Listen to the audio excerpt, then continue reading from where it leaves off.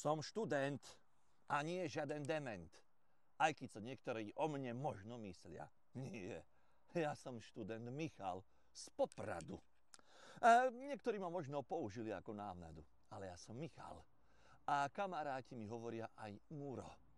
A žijem v byte s mojou vernou kamarátkou. Áno, je to mačka Mica, ktorá presne tak ako aj ja neznáša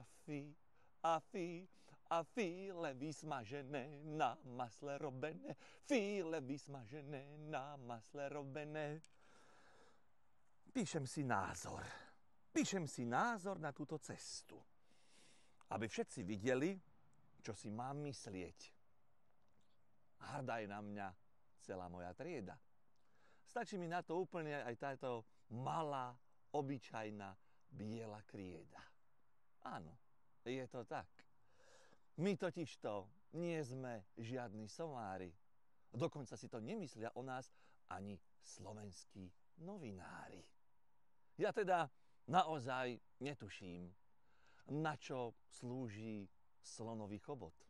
Ale na 100% viem, ako chutí spolužiakov koláčik pečený, dobre osladený. Koláčik pečený, dobre osladený. Vidíme sa 17. novembra. Budem tam stáť na tribúne a budem tým, ktorý bude hlásať tú slobodu slova. Takto ďaleko som to dosiahol. Teda študenti, intelektuáni a dementi všetkých krajín, spojme sa.